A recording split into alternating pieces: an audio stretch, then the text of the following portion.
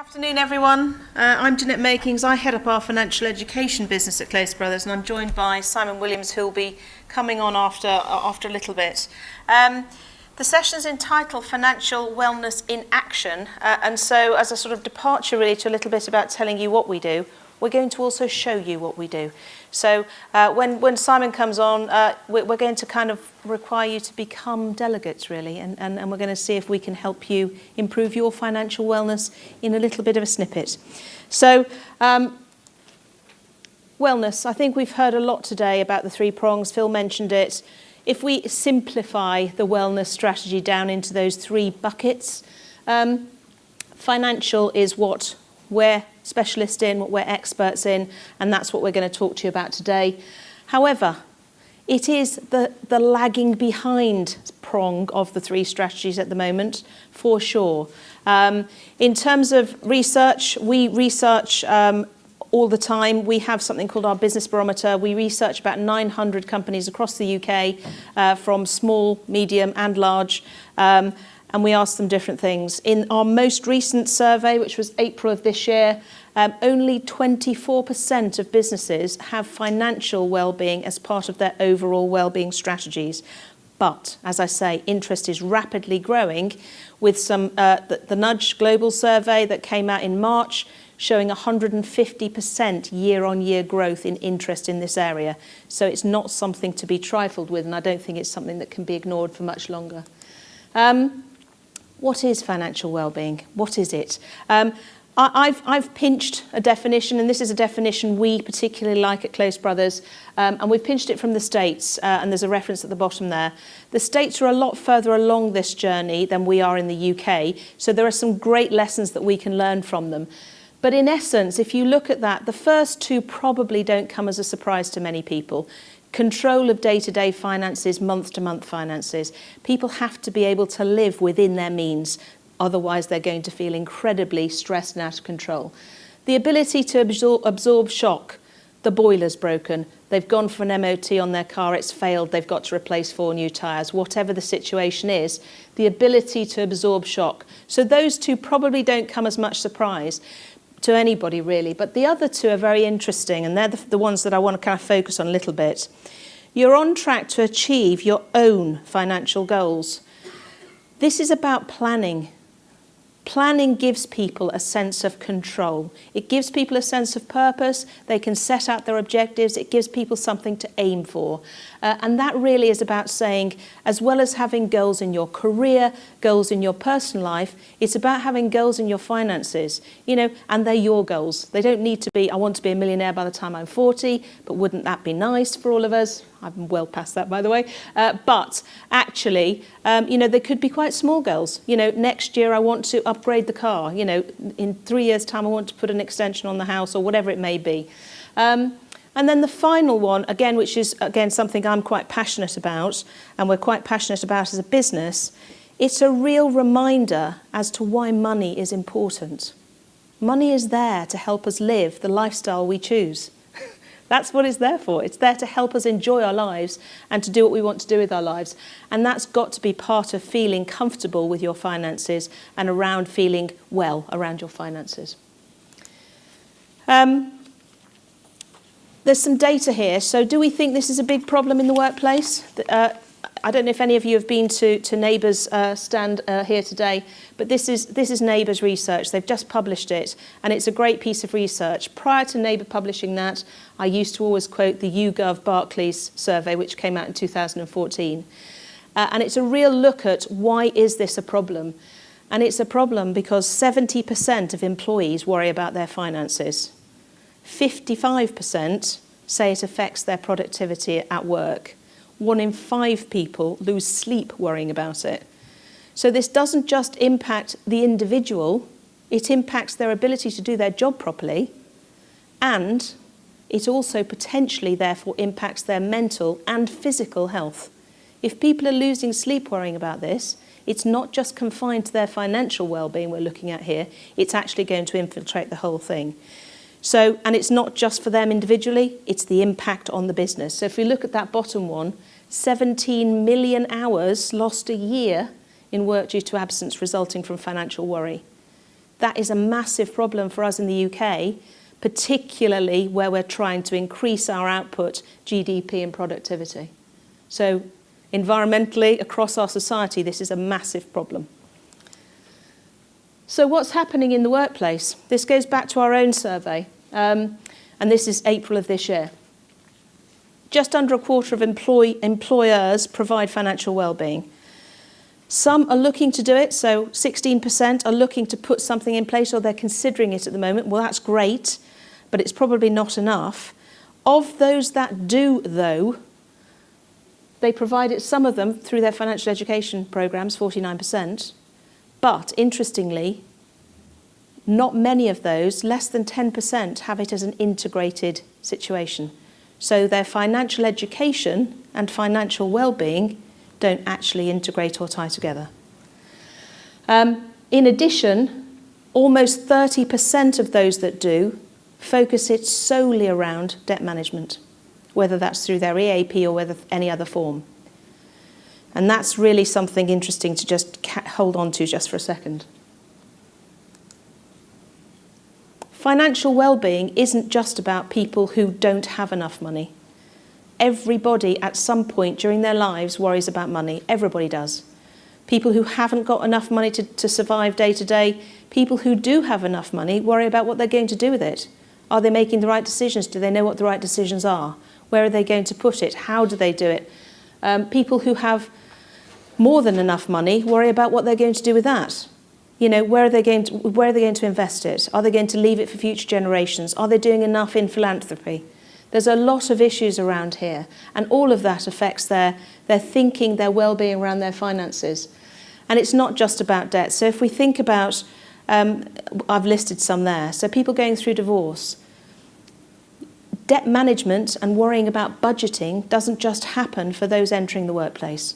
Somebody aged 45 going through divorce, supporting an existing family and about to support a new family, has to go right back to basics budgeting.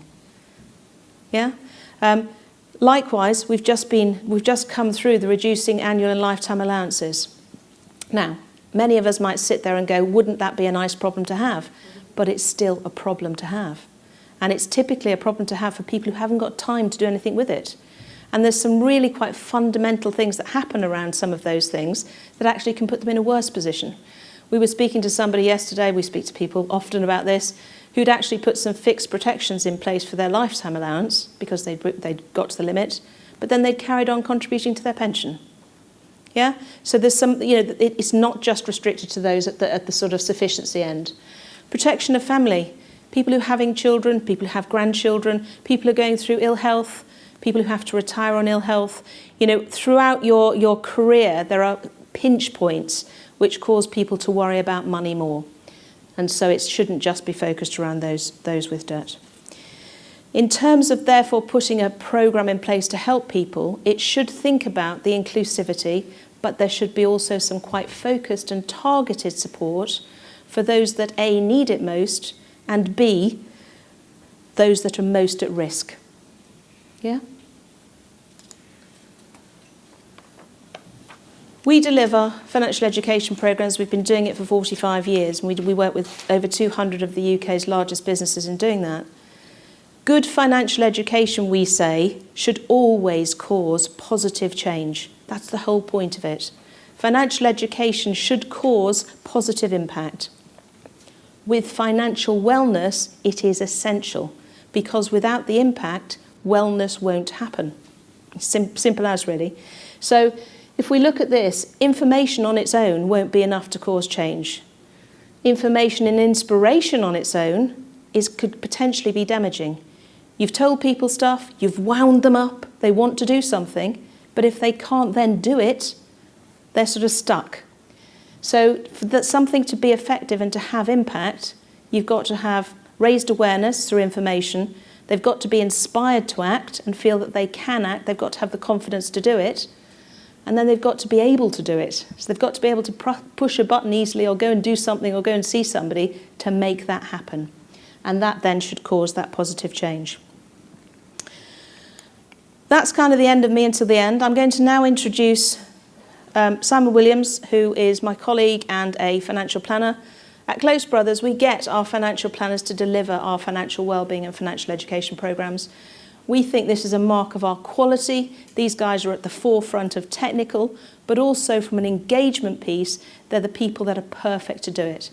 Because Simon sits and advises clients every day. So he knows what worries people. He knows what keeps people awake at night because he's got clients who are telling him that. And he brings those real life experiences into the workshop. So Simon's going to demonstrate our financial education in action and ask you all to participate. Simon. Good afternoon, everyone. As we know, Financial Awareness in Action is our title, so I thought it would be good fun to play a bit of a game. Is that all right? So can I get everyone to stand up? I'm sure we've all played the yes-no game, have we? Yeah. Yes? So if the answer is yes to these questions, we keep standing up. And if the answer is no, we can sit down and we can make sure that we keep our eyes on the screen if we don't want to look embarrassed with our neighbours left and right to each other. Okay? So let's see how we go with these questions, what we've got here. So first question, who knows where their pension fund is invested? The no's sit down. No's sit down. Okay. Question 2. Who has carried out a personal budgeting exercise in the last 6 months? Okay. If you lost your job tomorrow, who knows how long their savings would last based on current expenditure? I should have made these questions a bit harder. Yeah. Right, let's see what happens. Bear in mind that as an audience, you are probably one of the most financially aware of Yeah. So this is a tough gig for us. Don't you worry, we'll be fine, okay? Who checks their tax code every year? You're out. Can we sit down? Okay. Who has a will or has arranged a lasting power of attorney? Okay, good job, we got one last question. Okay, who knows to the nearest £100 the amount owing on their mortgage, loans and credit cards? Good stuff. I think we need to have a round of applause for those individuals that are sat there. It's certainly interesting when we start thinking about our own situation, isn't it? And I think what we would like to do is just spend some time looking at particularly that first question and look at how we can start to really improve our financial well-being for ourselves. And let's take probably one of the most important documents, a pension statement. Okay. I don't know what people tend to do when they receive their annual pension statements. File it away immediately? Or does it stay on the dining room table until someone spills a drink on it? It's one or the other, isn't it, usually, on there. But it's interesting, isn't it? Because this is actually probably one of the most important documents. But do we actually know what we're trying to look at? And not only are we looking at, how does it actually impact on ourselves? So here's a real-life statement. We can see it, okay? And we're just starting to pick out some of the key dates on here. We've got a chosen retirement date on there. 10 years' time, actually, for this individual, isn't it? Okay. How many times have we actually checked what our normal retirement date or our chosen retirement date is? It's quite important, really, because this is going to affect all the projections that we've got. So if we're basing our planning on the projections, is this actually a realistic date? Because no doubt a number of us would have set this quite a few years ago and we would all just tick the 60 or 65 box because we thought that was what we should be doing rather than that's actually where we need to be on things. What else have we got? We've got our salary. Are we actually reviewing that in terms of obviously the contributions we get? I know some people that when they get an annual pay increase, 2 or 3% increase, do we put half of that into our pension? Do we automatically start to increase up? Or indeed, actually, have we kept this at some low level for quite some time? It's interesting, isn't it? Particularly when we're thinking about ourselves on here. Okay, we've got an example here, 16% of our salary. Is that enough? How do we work out, is that enough? It's scary, isn't it, when you think about all the individuals that are on, dare I say it, the default contribution rates, believing that that's enough. But is it enough for what we need to be thinking about here? Particularly then when we start to look at some projections. Okay. Bearing in mind these are based on that salary, those contributions rates, and that retirement date, aren't they? Okay. What have we got here? Let's take the middle figures. We always like the middle options, don't we? Okay. Lump sum of £27,400 and a retirement income of £4,100 a year. Does that seem okay? Scary, isn't it? Okay. Because after all, this is that document that usually sits on the table and we don't really do much about it on there. Then when it comes to look at our fund choices, based on that information, how on earth do we know whether that's appropriate for our objectives? Do you then go on to the provider's website, do some analysis, check out how that's been performing over the last few years, then ask yourself, is that right for what I need, the stage of life that I'm at? It's interesting, isn't it, on there? Because I'd imagine those funds have sat there for some time, and the world hasn't sat still, has it, in any way? It's quite scary when we see the individuals that have just never ever reviewed the automatic choices that were selected right at the beginning. Whereas actually, if we think about it, there are a number of great pension providers out there that have got some really, really good portfolio options. And if only we'd obviously selected those right at the beginning, we would be in a far better position. And we perhaps don't need to worry about these sorts of things. So I think it's really telling about our own pension statements and how we actually impact on that on our own individual situation. Then we've got to start thinking about what is it actually all about. It's about retirement, isn't it, for most of us? I'm sure you all love your jobs most of the time. Agreed? Perhaps? Okay, perhaps I should have been given an hour to talk today. Okay. Let me say, my starting point with anyone is that I can retire this weekend. Now, does that sound like a nice idea? Yeah? So if I can retire this weekend, I'm sure everyone else in the room can retire this weekend. Okay? I know some people perhaps are closer to formal retirement than perhaps I will be, but what I'd need to do would be to sell my house, pay off my mortgage, put some money in the bank, buy 4 plane tickets for myself, my wife, and my children, and then I want to move to Nepal. Okay? Believe it or not, I went on and just checked what the average house price was. Okay? No issues at all. Guarantee I can retire this weekend. Now, although that perhaps seems a bit appealing, perhaps travelling into central London or travelling home tonight, you might rethink that consideration of retiring to Poole with me this weekend. But in reality, it's not really the lifestyle that we've all become accustomed to, is it? But do you actually know how much you're going to need in retirement? Let alone what would you like? And there's a big difference between those two, isn't there? What do you need and what you'd like? We've got some lovely numbers on the screen here. Maximum state pension in this year, just over £8,000. Okay. Is that going to be around when you retire? Let's hope it is. Average spend in retirement, £15,800 a year. Is that enough? Or is actually desired level of spending close to 60% of earnings? This goes back to that pension statement, doesn't it? Okay. Actually goes back to real life. I know for me, as much as it is nice to talk to you all today, I'd rather be in the Pyrenees at the moment riding my bike. I'm sure some of you would rather be watching the football at the moment.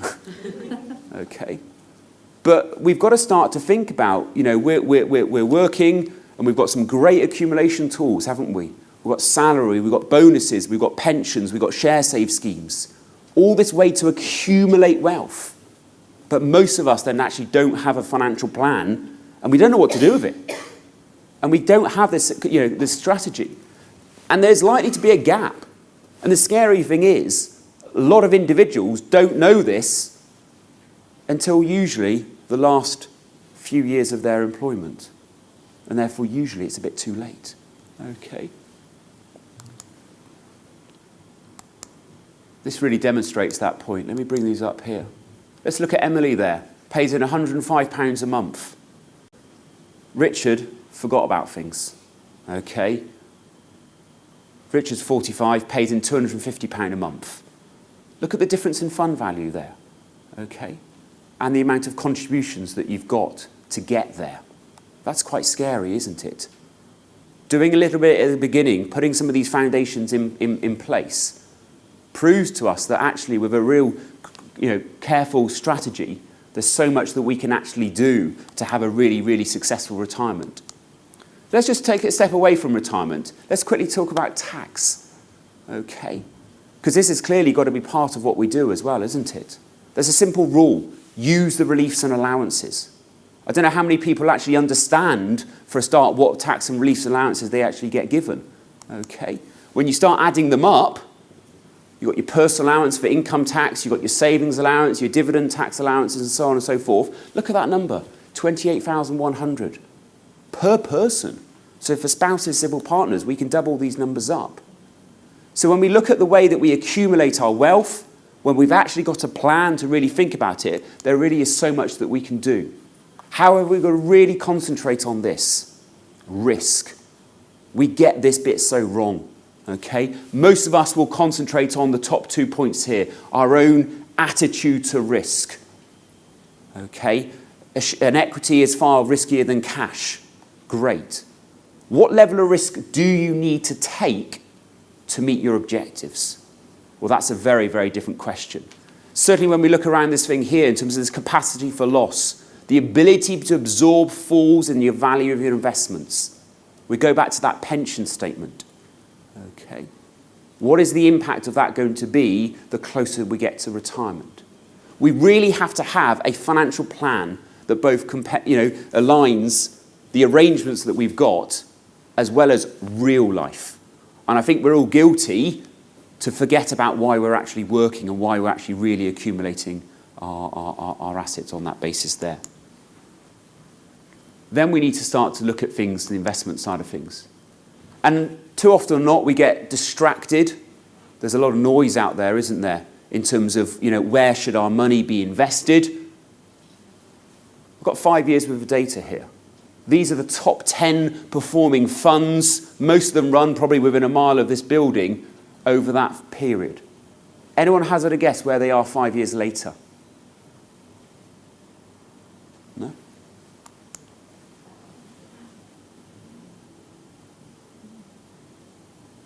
It's quite interesting, isn't it? Okay.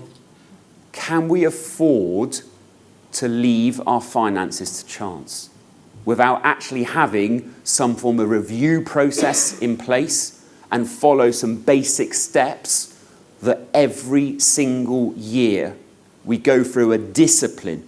Okay. It should actually be quite fun. Okay.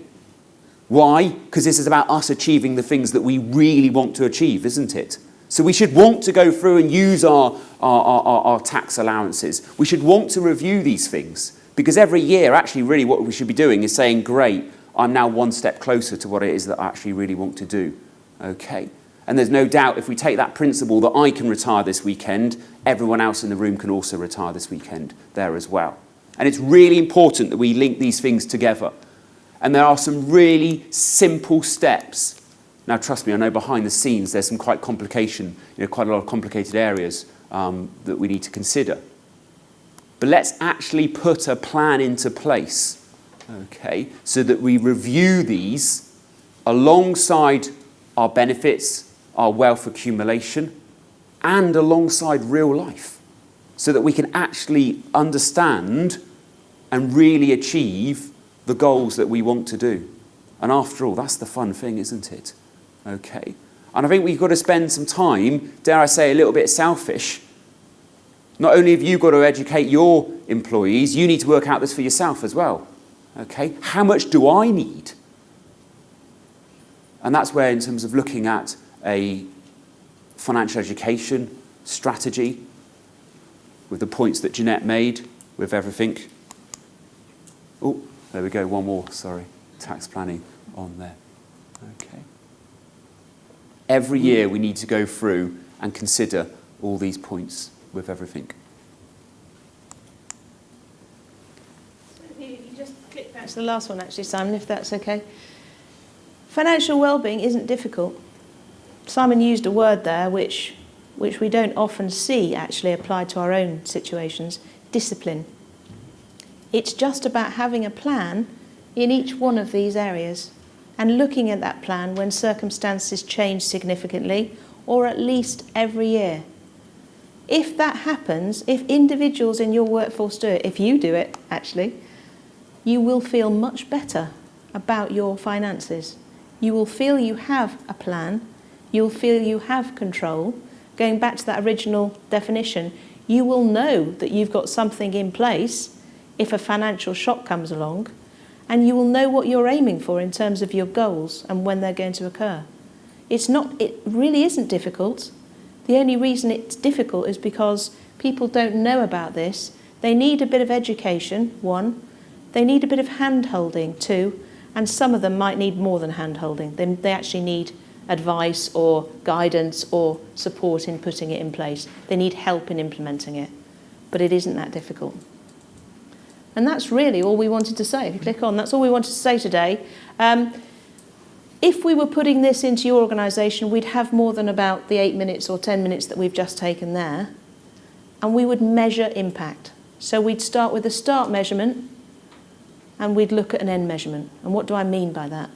So we're going to kind of do it here. And you are a tough crowd because you are the most financially aware in your organisations. But just a show of hands, quite simply, how many of you has that raised your awareness of those issues that Simon went through? Just by a show of hands. Hopefully it's some of you. Great. I would say that's about 60-65%. Next bit, we ask a question about confidence, but I'm not going to do that today because we haven't done much in that session there in terms of learning. But I'm going to ask about something else. We talk about likelihood to act. How many of you, just following that 10-minute session, are going to go home tonight and dig out your pension statement or ask your spouse or partner, are you sure we're doing this? Are you sure? How many of you are actually going to do something around your own personal finances? Show of hands.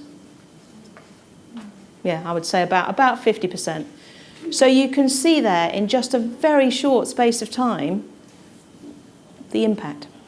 Imagine that across every one of your workers, across an hour spent on each of these topics, or 45 minutes or 35 minutes. Just imagine the impact that would have. Yeah? Any questions? Thank you. Yes? How do you balance priorities, certainly for younger workforce, where we're auto-enrolling them into pensions, but they're trying to buy their first house, or they're renting, they're trying to save, they're trying to pay off student loans. From their point of view, they're only doing the T4 now because we auto-enroll them because that's all they can afford. How do you manage that education side? So I think we very much focus on, so we can either take a sort of career-based approach, so people coming into the workforce, there's an awful lot for them to understand. Some of them won't have ever heard of a pension, some of them won't know about tax. So we go through it with them, we talk about planning. So Simon mentioned those triggers, so that when they actually start getting into a place where they can create the room to start saving, we'll help them look at creating that room to start saving. And it's that constant payment of debt versus savings. And actually, we might, through quite simple processes in looking at their outgoings, how they can use their benefits to reduce their outgoings, we'll look at actually the fact that they can probably do a little bit of both. Yeah. Any other questions? One more? Anybody? We're outside if anybody does, so thank you very much. Thank you.